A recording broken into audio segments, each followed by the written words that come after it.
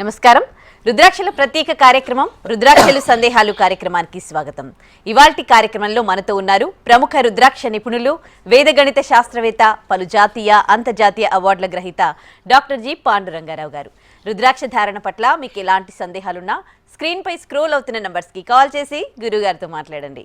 నమస్తే గురుగారు, వెల్కమ్. ఓం నమః శివాయ.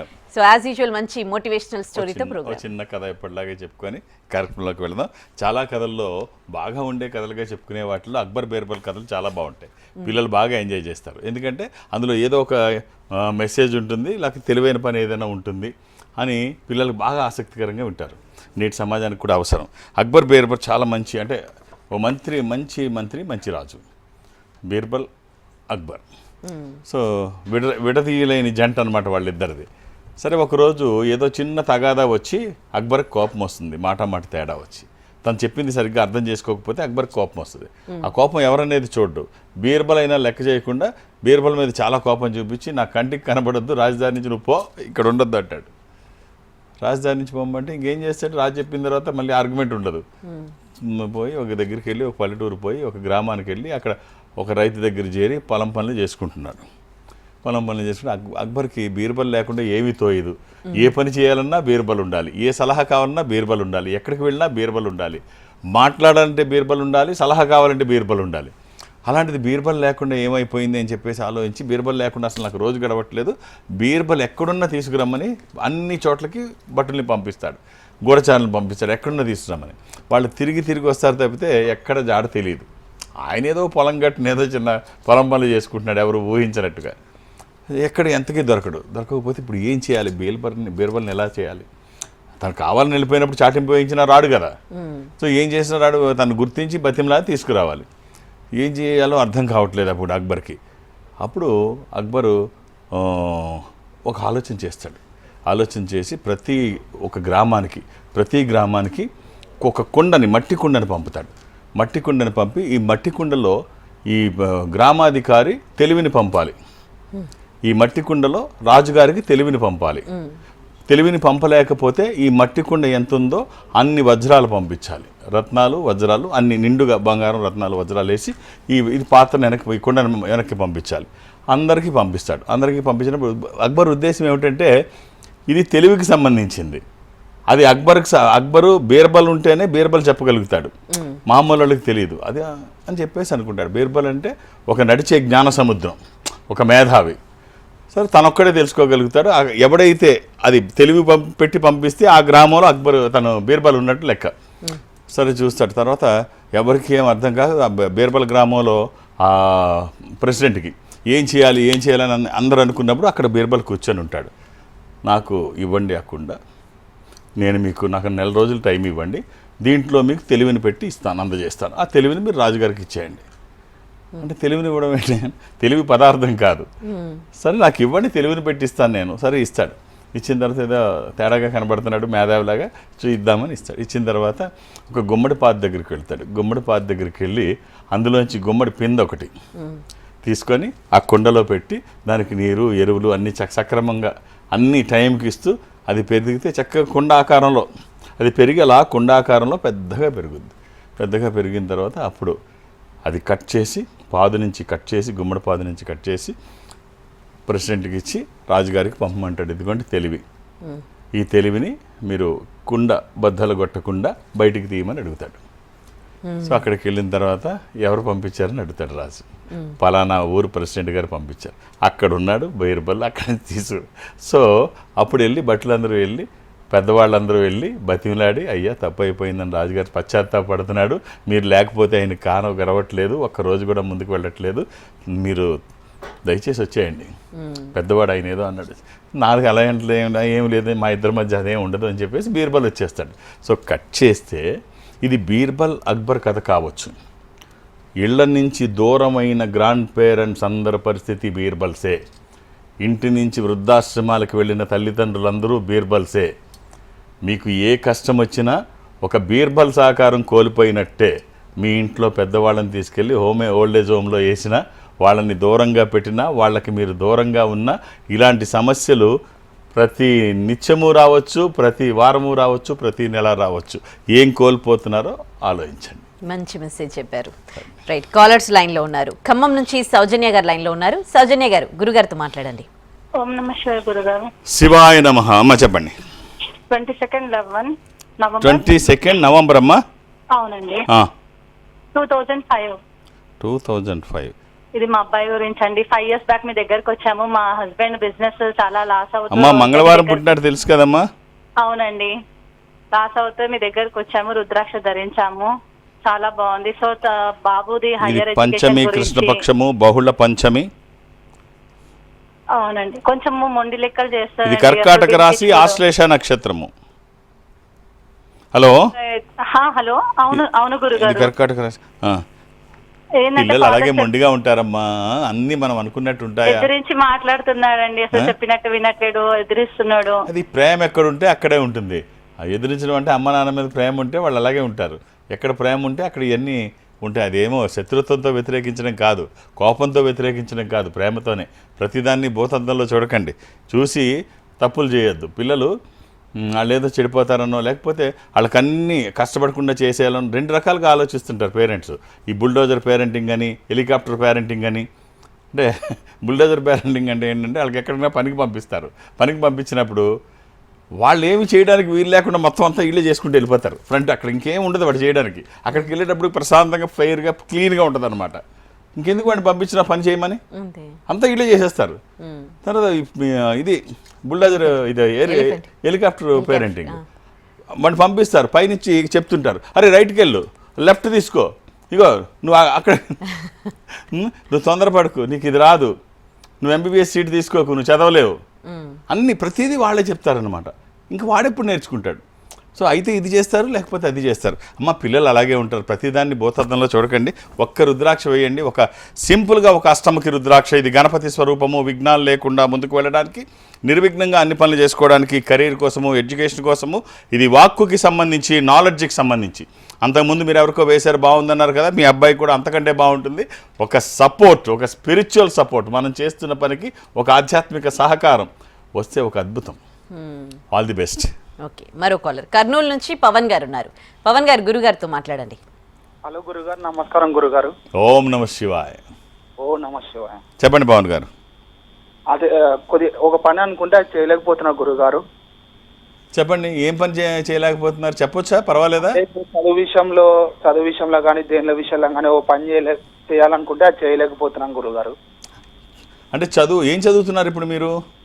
నేను బీటెక్ స్టూడెంట్, ఇంజనీరింగ్ చదువుతూ మీరు ఎందుకు అంత తొందరపడుతున్నారు, ఎందుకు ఆందోళన పడుతున్నారు? చిన్నప్పటి నుంచి ఎల్కేజీ యూకేజీ నుంచో, ప్లే స్కూల్, ప్రీ స్కూల్ నుంచో నానా బాధలు పడి, school, elementary, high school, college అన్నీ చదువుకుంటూ మధ్యలో డుమ్మా కొట్టి, అమ్మ నాన్నతో తిట్లు తిని, బంక్ కొట్టి కాలేజీకి వెళ్ళి ఇన్ని బాధలు పడి బీటెక్ వరకు వచ్చి ఇది మమ అనిపించకపోతే, ఇది పూర్తి చెయ్యకపోతే మీ పేరు అనాథగా మిగిలిపోతుంది. జస్ట్ ఇంటర్మీడియట్ పాస్డ్ అవుట్ అంటారు అంతే. ఇప్పుడు మీ మైండ్లో ఇవన్నీ పెట్టుకొని ఏదో కష్టమో లేదా కుదరదో ఏదో వంక చెప్పుకొని మానేస్తే పేరు మనం జీవించి ఉన్నంత వరకు అనాథగా మిగిలిపోతుంది. లేదా మన పేరు పక్కన బీటెక్, ఇంజనీరింగ్ పట్టా ఖచ్చితంగా ఖచ్చితంగా మన పేరు పక్కన గౌరవంగా, బరువుగా ఉంటుంది. ఏమి పిచ్చ ఆలోచనలు ఏమి చేయకుండా ముందు అది కంప్లీట్ చేయడానికి ట్రై చేయండి. Nothing is impossible. Walt Disney ఏమంటాడంటే, 1 can do, I can do. మనం ఖచ్చితంగా చేయగలం. చేయలేకపోవడం అనేది ఏమీ ఉండదు. లేనిపోని ఆలోచనలు పెట్టుకోకండి, కూల్గా ఉండండి. కష్టపడి చదవడం కాదు, ఇష్టపడి చదవండి. చాలామంది పేరెంట్స్ కూడా చెప్తుంటారు, నాన్న కష్టపడి చదివేరా. ఏంటి కష్టపడి టీవీ చూడమని చెప్పరు, కష్టపడి సినిమాకి వెళ్ళమని చెప్పరు. ఇది కష్టమని ఎందుకు మీరు మెసేజ్ పంపిస్తున్నారు? ఇది మీ భవిష్యత్తుకి సంబంధించింది. ఇష్టపడి చేయండి. కష్టపడి ఒక్కసారికి ఏదో ఎందుకు కష్టపడాలి? కష్టపడితే కూలీలు అవుతారు, ఇష్టపడితే లీడర్లు అవుతారు. ఇష్టపడి చదవండి. మీ భవిష్యత్తుని మీరు గుర్తుంచుకొని చదవండి. ఒక ద్వాదశముఖి రుద్రాక్ష, 12 ముఖములు కలిగిన ఈ రుద్రాక్ష ద్వాదశ ఆదిత్య స్వరూపం అంటే సూర్యస్వరూపము. ఉన్నతమైన స్థితి కోసము, అనారోగ్య సమస్యలు లేకుండా బ్రైట్ ఫ్యూచర్ కోసము. అది కుదరకపోతే అష్టముఖి కూడా వేయచ్చు. అలా అని ఏది పడితే అది వేయకండి. దురదృష్టం రుద్రాక్షల్లో 100కి 99 నకిలీయే ఉంటాయి. ఒక్కటైనా మంచిది వెయ్యగలిగితే ఖచ్చితంగా ఈశ్వరుడే రుద్రాక్ష రూపంలో మీ దగ్గర ఉంటే వ్యతిరేక శక్తులు దరిదాపులకి రావు. విజయాలు ఎప్పుడూ మీ పక్కనే ఉంటాయి. All the best. ఆహార నియమాలు ఏమీ లేవు. గురుగారు, మనం రకరకాల మనుషుల్ని మనస్తత్వాలు, భిన్న మనస్తత్వాలు ఉన్న మనుషుల్ని చూస్తూ ఉంటాం. ఆలోచనలు కూడా డిఫరెంట్గా ఉంటాయి. సో చాలామంది అంటే కొంచెం వాళ్ళలోని నెగిటివిటీని చూసుకుంటూ ఉంటారు. అంటే చాలా కింది స్థాయిలో ఉన్నాము, మాకు ఎటువంటి సపోర్ట్ లేదు, చాలా కష్టపడుతూ ఉన్నాము అని, అంటే వాళ్ళు చేయగలిగింది కాకుండా చేయలేని చెప్తూ ఉంటారు. జనరల్గా చాలా ఎక్కువ ఉంటుంది. ఇప్పుడు మనం మాట్లాడిన కాలర్ కూడా అంతే, బీటెక్ ఫైనల్ ఇయర్లో ఉన్నాడు. తన మీద తనకు నమ్మకం లేదు, ఏదో చేయలేనటువంటి భయం, నాతో కాదనేటువంటి భయం, ఇవన్నీ యూత్లో. అంటే ప్రతి మనిషి పుట్టుకతోనే ఇన్బిల్ట్ ఈ భయము ధైర్యము రెండూ ఉంటాయి. వీళ్ళు ఏం చేస్తారంటే ఈ ధైర్యాన్ని వదిలేసి, అవకాశాలు తీసుకోవడం వదిలేసి, భయాన్ని దుఃఖాన్ని తీసుకుంటారు. ఈ నెగిటివిటీని తీసుకొని దాన్నే భూతద్దంలో చూస్తుంటారు. సో ఎప్పటికీ ముందుకు వెళ్ళారు. నేను చిన్న తక్కువ ఇంట్లో పుట్టానో, లేకపోతే నాకు వెనక ఎవరు సపోర్ట్ లేరనో ఇలా చేస్తుంటారు. ఏమీ అక్కర్లేదు. మీరు ముందుకు వెళ్ళాలి అనుకుంటే ఇవన్నీ కేవలం మీ ఈ కారణాలు మాత్రమే. రష్యాలో మరియా షరపోవా టెన్నిస్ ఆ అమ్మాయి పేరు తెలియని వాళ్ళు ఎవరు ఉండరు. 8 ఏళ్ల వయసులో రష్యా నుంచి అమెరికా తీసుకెళ్ళడానికి వాళ్ళ పేరెంట్స్, అన్నయ్య వాళ్ళ ఫాదరు అనుకుంటాడు. అందరూ అబ్బో పెద్దగా 8 ఏళ్ళకి ఇంత అద్భుతంగా ఆడుతుంది, ఈ అమ్మాయి పెద్ద అయితే ఎలాగ ఆడుతుందో, అమెరికా తీసుకెళ్ళి కోచింగ్ ఇస్తే ఈ అమ్మాయి పెద్ద టెన్నిస్ స్టార్ అవుతుంది. వాళ్ళు చిన్న కుటుంబం, తినడానికి లేని కుటుంబం, కూలి పని చేసుకునేటువంటిది.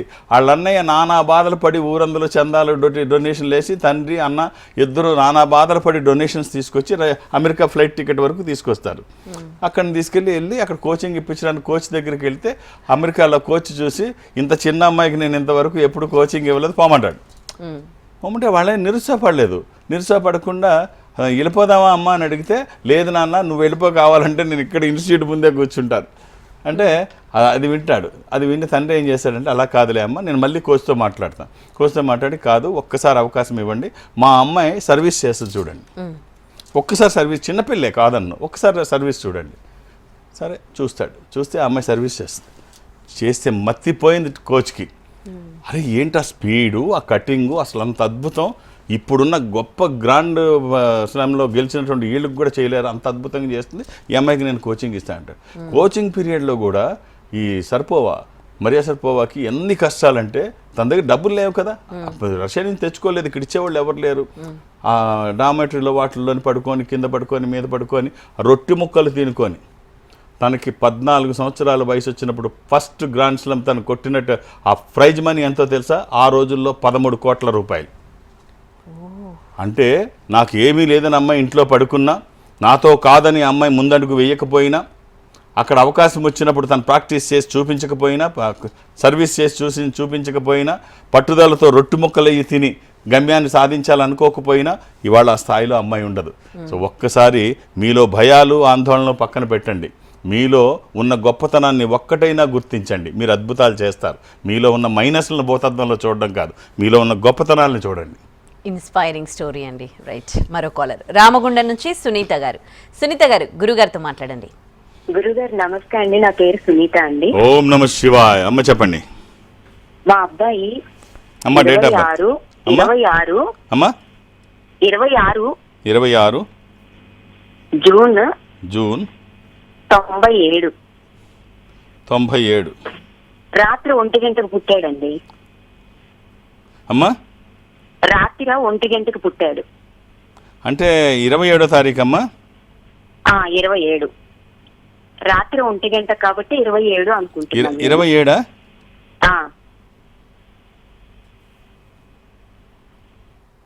శుక్రవారం నాడు. అవునండి, అవును సార్. 26 నైట్ అదే 1 గంటకు శుక్రవారం ఎర్లీ అవర్స్ ఆఫ్ ఫ్రైడే అమ్మ, థర్స్డే నైట్. అవునండి, థర్స్డే నైట్ 1 గంటకు పుట్టాడు. అలాగే ఇది సప్తమి, కృష్ణపక్షము, బహుళ సప్తమి, ఇది మీనరాశి. అమ్మ ఈ అబ్బాయి విదేశాలకు వెళ్ళే అవకాశం చాలా ఎక్కువ ఉందమ్మా. అమ్మా లైన్లో ఉన్నారా? ఇక్కడే ఉన్నానండి, లైన్ లోనే ఉన్నాను. ఎంతమంది పిల్లలమ్మా మీకు? 2 మగ పిల్లలండి. యా, రెండో అబ్బాయి ఏం చేస్తున్నారు? ఎవరు పెద్ద అబ్బాయి ఇందులో? ఇప్పుడు నేను చెప్పిన బాబే పెద్ద బాబు. రైట్ అమ్మా, జాతకం మీరు గర్వపడే స్థాయిలో ఉంది. మీ బ్లెస్సింగ్స్, వాళ్ళ ప్రయత్నము, ఈశ్వరానుగ్రహము. నా వంతు బాధ్యతగా జాతకాన్ని వేదగణితంతో అధ్యయనం చేయడం వల్ల జాతకంలో దోషాలుంటే నివారించబడతాయి. ఈ అడ్వైస్ చేయబోయే రుద్రాక్ష స్వయం ఈశ్వర స్వరూపము, ఈశ్వరుడే రుద్రాక్ష రూపంలో గుండెల మీద నడయాడుతూ ఉంటే విజయాలు ఎప్పుడు మన పక్కనే ఉంటాయి, వ్యతిరేక శక్తులు దరిదాపులకి రావు. అమ్మ అవకాశం ఉంటే ఈ త్రయోదశిముఖి రుద్రాక్ష, ఇది ఇంద్ర రుద్రాక్ష, 13 ముఖములు కలిగిన ఈ రుద్రాక్ష ఇంద్ర రుద్రాక్ష, రూలింగ్ రుద్రాక్ష, కమాండింగ్ రుద్రాక్ష. అనుకున్నది సాధించడానికి, సంకల్పం సిద్ధించడానికి, కోరికల సాఫల్యం కోసం జాతకపరంగా అవసరమైంది కూడా త్రయోదశి. అది కుదరకపోతే ద్వాదశి అంటే సూర్యస్వరూపం. ఈ రెండిట్లో ఏదైనా ఒక్కటి వేసి చూడండి. All the best. గురుగారే, ఇంకా కొంతమందిని మనం అబ్జర్వ్ చేస్తే ఎదుటివారు మన ముందు ఏవైనా చేసినప్పుడు వాళ్ళని చూసి, వాళ్ళ బిహేవియర్ చూసి ఒక అభిప్రాయానికి వచ్చేస్తూ ఉంటారు, జడ్జ్ చేస్తారు, ఆ తర్వాత డెసిషన్స్ కూడా తీసుకుంటారు. కానీ ఆ తర్వాత వాళ్ళ గురించి తెలిసినప్పుడు వాళ్ళు రియలైజ్ అయినప్పుడు ఫీల్ అవుతూ ఉంటారు, బాధపడుతుంటారు, ఇలా అనుకున్నామని. అలాంటి వారి గురించి మీరు ఏం చెప్తారు? ఇప్పుడు తొందరపడి మాట మాట్లాడడం, తర్వాత జీవితాంతం వాళ్ళని దూరం చేసుకున్నామని బాధపడడం, తర్వాత మళ్ళీ వెనక్కి మాట అంటే ఏదైనా విల్లు ఏదన్నా జారితే మళ్ళీ వెనక్కి తీసుకోవచ్చు ఆయుధం. మాట జారితే మాత్రం మళ్ళీ వెనక్కి రాదు. తర్వాత దూరమైన స్నేహితులు కానీ బంధువులు కానీ మళ్ళీ మనకు రారు. ఒక రాజు ఒక సాధువుతో బాగా స్నేహంగా ఉండేవాడు. ఇద్దరు బాగా స్నేహం. ఆ సాధువుకి మాటలు రావు, మోగవాడు. ఆ మోగవాడితో స్నేహం విడదీరు ఆయన బంధం. ఇలాగే ఎక్కడికి వెళ్ళిన ఇద్దరు కలిసి వెళ్తారు. ఒకసారి వేటకు వెళదాం అనుకున్న సమయంలో కలిసి వెళుతున్నప్పుడు ఈ భటులందరినీ దారి తప్పి, వీళ్ళిద్దరే దారి తప్పి వేరే మార్గంలోకి వెళ్ళిపోయారు. వేరే మార్గంలోకి వెళ్ళిపోయిన తర్వాత తిరిగితే ఏమవుద్ది, ఆకలేస్తుంది, దాహం వేస్తుంటుంది. ఇదే కదా ఇవన్నీ. ఎవరు లేనప్పుడు పక్కన అందరూ ఉంటే అన్నీ ఇస్తారు. సరే, రాజుకి బాగా ఆకలేస్తుంది, ఆ చెట్టు మీద పళ్ళు ఉన్నాయి, తీస్తారు. ఇద్దరికి ఆకలేసినట్టే కదా సాధువుకి కూడా, స్నేహితుడికి కూడా ఆకలేస్తుంది. ముక్కలు కట్ చేస్తాడు రాజు. కట్ చేసి ముందు ఒక ముక్క తన స్నేహితుడికి సాధువుకి ఇస్తాడు, యోగికి సాధువుకి ఇస్తాడు. సాధువుకి ఇస్తే అది అతను తింటాడు. అది అతను తిన్న తర్వాత మళ్ళీ రెండోది కూడా ఆఫర్ చేస్తాడు. రెండోది కూడా తీసుకొని ఇక 3, 4, 5, 6 కూడా చేయి ఇలా పెడతాడు ఇమ్మని. మిత్రుడు రాజుకి చాలా కోపం వస్తావు, పక్క నేను ఆకలితో చచ్చిపోతుంటే ఎదవా మొత్తం నువ్వు తీసేసి తినేసుకొని ఏది ఇచ్చినా ఇంకా ఇంకా ఇంకా ఇంకా అని మొత్తం తీసేసుకున్నావు అని చెప్పేసి కోపం వచ్చి చాదలబా అని చెప్పేసి నీ మొహం నాకు చూపించుకో, ఎదరోడు ఆకలి తెలియనోడు నువ్వు స్నేహితుడు ఏంటి, ఎంతసేపు నీ పొట్ట నింపుకోవడానికే చూస్తావు, పక్కన స్నేహితుడు ఉన్నాడు వీడికి కూడా ఆకలి ఉంటుందని గ్రహించినట్టు నువ్వు స్నేహితుడు ఏంటప్పా అంటాడు. వెళ్ళిపోతాడు. వెళ్ళిపోయినప్పుడు రాజు చూసుంటే గమనించుంటే ఏమయ్యేదంటే అతను వెళుతున్నప్పుడు తన కళ్ళమ్మటి నీళ్లు కారుతూ ఉంటాయి. సరే, ఎన్ని గమనించడు రాజు. తర్వాత తీసుకొని మిగిలిన ఒక ముక్క మిగిలింది తిని ఆ ఒక్క లాస్ట్ పీస్ తీసి తింటాడు. నోట్లో పెట్టలేనంత భయంకరమైన చేదు. సో ఈ చేదు తన స్నేహితుడు తింటాడేమో, రాజుకి ఇది ఎందుకు, అవి అన్ని చేతిలో ఉన్న ఆఖరి ముక్క కూడా తీసుకుంటే నోటితో చెప్పలేడు. తను మోగవాడు నోటితో చెప్పలేడు, రాజుని కాదనలేడు. అది బయటికి కనిపించకుండా అవన్నీ తింటూ తన స్నేహితుడికి అది మిగలకూడదు, ఇంకోటి ఇద్దామనే తపనతో. సో ఇది తెలుసుకోలేక ఒక మంచి స్నేహితుడిని కోల్పోయాడు. సో ఇలా జీవితంలో స్నేహితులే కాదు చాలా కోల్పోతుంటాం. ఆ తొందరపాటు నిర్ణయాలు, లేకపోతే తెలిసి తెలియని నిర్ణయాలు. కాబట్టి అలా జరగడానికి వీల్లేదు. ఒక్కసారి ఆలోచించండి. సంథింగ్ బిహైండ్ దిస్, ప్రతిదానికి ఏదో ఖచ్చితంగా కారణం ఉంటుంది. అదొక్కటి గుర్తిస్తే మీకంటే ముందు వరుసలో ఎవ్వరూ ఉండరు. చాలా మంచి మాట చెప్పారు. మరో కాలర్ వరంగల్ నుంచి దీపిక గారు లైన్ లో ఉన్నారు. దీపిక గారు మాట్లాడండి గురుగారితో. గురుగారు నమస్కారం అండి. ఓం నమ శివాయ. అమ్మా డేట్ ఆఫ్ బర్త్? సార్ 22/6 1984. 84. అవును గురుగారు. అమ్మా శుక్రవారం పుట్టినట్టు తెలుసు అనుకుంటాను. గురుగారు ఇది అష్టమి, కృష్ణపక్షము, బహుళ అష్టమి. అమ్మా ఇది ఉదయం సూర్యోదయం లోపు అయితే రేవతి నక్షత్రము మీనరాశి, సూర్యోదయం దాటిన తర్వాత అయితే అశ్విని నక్షత్రం మేషరాశి. అవును గురుగారు, మార్నింగ్ మీనరాశి. ఇవ్వాల్సిన రుద్రాక్షలు సప్తముఖి, దశముఖి, ఏకముఖి. 7 ముఖాల లక్ష్మీ స్వరూపము, శని దోషములకి మంచిది. దశముఖి విష్ణు స్వరూపము, మానసిక ఒత్తిళ్లు తగ్గడానికి, వాస్తు దోషములు పోవడానికి. ఏకముఖి రుద్రస్వరూపము, అపమృత్యు బాధలు లేకుండా. ఈ 3 కలిపి కానీ మూడిట్లో ఏదైనా ఒకటి కానీ వచ్చిన తర్వాత బాగుంటుందని ఎవరి సర్టిఫికెట్ అవసరం లేదు. ఒక స్పిరిచువల్ సపోర్ట్. మనం చేస్తున్న పనికి ఇది తోడైతే, మన చుట్టూ ఎన్ని ఆస్తులున్నా, ఏ ఆస్తి ఎందుకు పనికి వస్తుందో తెలియదు కానీ ఈ సంపద మాత్రం ఖచ్చితంగా ఉన్న స్థితి నుంచి ఉన్నతమైన స్థితికి తీసుకువెళ్ళడానికి ఇది దోహదపడుతుంది, సందేహం లేదు, సరైన పద్ధతిలో వేసుకుంటే. Right. ఆహార నియమాలు ఏమీ లేవు. ఆల్ ది బెస్ట్ అమ్మా. గురుగారు, అంటే మనం దేవుళ్ళని పూజిస్తూ ఉంటాము, అంటే శ్రీకృష్ణుడు అయితే అందరికీ ఆరాధ్య దైవం. మామూలుగా మనము ఇప్పుడు ఉన్న ప్రెసెంట్ జనరేషన్ చూస్తే ఒకరిద్దరు భార్యలు ఉంటేనే కొట్టుకొని చేస్తూ ఉంటారు, గొడవలు అయిపోతూ ఉంటాయి. అలాంటి శ్రీకృష్ణుడికి 16,000 మంది భార్యలు అని చెప్తూ ఉంటారు. అంటే ఒక భగవంతుడి నుంచి ఏంటి మెసేజ్ మనకి 16,000 మంది భార్యలు? మనం రోజు ఈ భారత రామాయణాల్లో ఉదాహరణ లేదు, నేను ఇవాళ తక్కువ తీసుకున్నాను అనుకోకుండా నువ్వు అడగడం కూడా మంచిదైంది. అన్ని భారత రామాయణాల్లో ఉదాహరణ. ఇప్పుడు అవి అప్పుడప్పుడు చెప్పుకోకపోతే ఇప్పుడు జనరేషన్స్కి వాటి గొప్పతనం తెలియదు. లేకపోతే ఇప్పుడు నువ్వు అడిగినట్టు కృష్ణుడు దేవుడు కదా, 16,000 మంది భార్యలు, ఆయనకి ఎందుకు ఏం మెసేజ్ ఇస్తున్నాడు సమాజానికి? అందరూ ఇలాగే ఫాలో అయితే పరిస్థితి ఏంటి అనేటట్టుగానే ఉంటుందిలో. కృష్ణుడికి భార్యలు 16,000 మంది కాదు, 16,108 మంది. 16,108 మంది ఆయనకి భార్యలు. అంటే ఇది అష్టభార్యలు ఆయనకి సంబంధించి 16,001 మంది.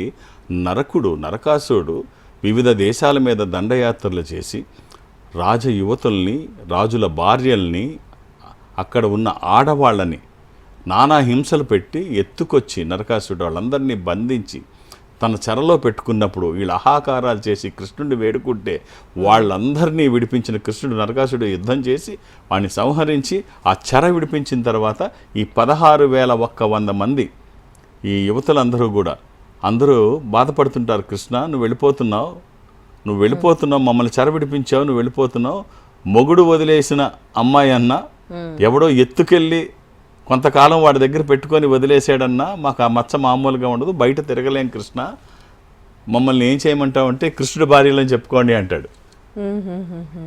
ఆయన వాళ్ళ యొక్క భారాన్ని తిన మీద వేసుకున్నాడు తప్ప వాళ్ళతో సంసారం చేసింది కానీ వాళ్ళని భారీగా ఎక్కడ ఇది చేసింది కానీ ఏమీ లేదు.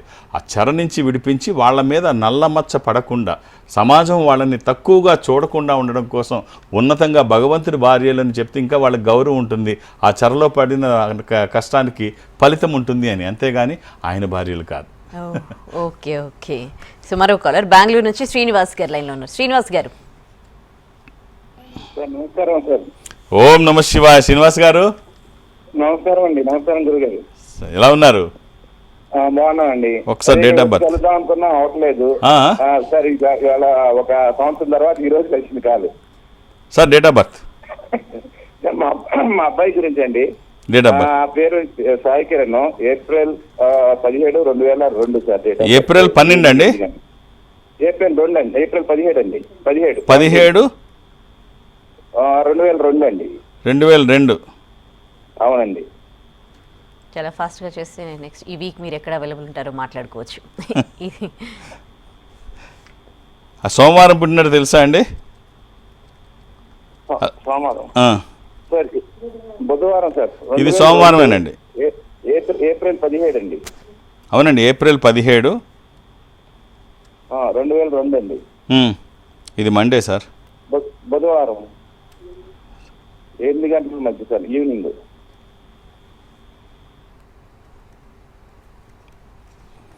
ఒక్కొక్కసారి తొందరలో ఇలాంటి పొరపాట్లు. అబ్బాయి ఏం చేస్తున్నాడండి? కాల్ డ్రాప్ అయిపోయింది సార్. సరే, ఒక్క అష్టముఖి రుద్రాక్ష అబ్బాయికి ఇవ్వండి, సరిపోతుంది. ఓకే. ఈ వారం మీరు ఎక్కడ అవైలబుల్ ఉంటారో చెప్పేస్తారా? నేను ఒక ఆధ్యాత్మిక సంస్థలో ఉంటున్నాను. ఈ సంస్థ ప్రపంచవ్యాప్తంగా ఉంటుంది. నాకు ఎక్కడికి వెళ్ళడానికి అవకాశం ఉండదు. అప్పుడప్పుడు మాత్రం పక్క తెలుగు రాష్ట్రాల్లో ఒకటైనా ఆంధ్రప్రదేశ్, విజయవాడ వెళుతుంటాను. ఇప్పుడు మాత్రం బెంగళూరు కార్యాలయానికి వెళ్ళి దాదాపు 10 ఏళ్ళు పైన అయింది. 10 ఏళ్ళ నుంచి నేను వెళ్ళలేదు. ఎప్పటి నుంచో రమ్మంటే నాకు కుదరడం లేదు. అందుకని ఇప్పుడైనా బెంగళూరు కార్యాలయానికి వెళ్దాము. రేపు ఆదివారం, కమింగ్ సండే బెంగళూరులో ఉందామని చెప్పి అనుకుంటున్నాను. బెంగళూరు రేపు ఆదివారం వెళ్తాను. అక్కడ మీరు 2 పేర్లు 3 పేర్లు రాయించకండి. బెంగళూరు చుట్టుపక్కల నుంచి మొత్తం చాలా పెద్ద ఇది. అక్కడ లింగాయత్స్ ఉంటారు. రుద్రాక్ష పట్ల అవగాహన ఎక్కువ ఉంటుంది, శివతత్వం ఎక్కువ ఉంటుంది, వేసుకోవడానికి చాలామంది అక్కడ ఎక్కువ ఉంటారు.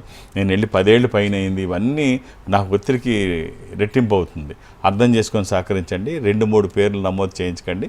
ఒక్కొక్క పేరే రాయండి. కొన్ని గంటలే ఉంటాను. మీరు 2-3 పేర్లు రాస్తే మొదటి పేరు కూడా మా వాళ్ళు తీసేసే ప్రమాదం ఉంది. అలా జరిగితే మీరు అక్కడ వరకు వచ్చి రిటర్న్ వెళ్ళిపోతే మీకే కాదు నాకు కష్టమవుతుంది. అలా జరగడానికి వీల్లేదు. ఇదేమి ఎమర్జెన్సీ కాదు. మళ్ళీ నేను ఎప్పుడైనా వచ్చినప్పుడు మళ్ళీ చూడొచ్చు. అర్థం చేసుకొని సహకరించండి. ఒక్కొక్క పేరే ఇవ్వండి. మీరు అక్కడికి చూస్తే నాకు ఎంత ఒత్తిడి ఉంటో మీకు అర్థమవుతుంది. అర్థం చేసుకొని సహకరించండి. అలాగే హైదరాబాద్లో నన్ను కలవడానికి నేను ఎవరికి అపాయింట్మెంట్స్ ఇవ్వను, ఏ రికమెండేషను తీసుకోను. నన్ను కలవడానికి ఇవేమీ అవసరం లేదు, నేను ఉన్నప్పుడు వస్తే చూసేస్తాను అంతే.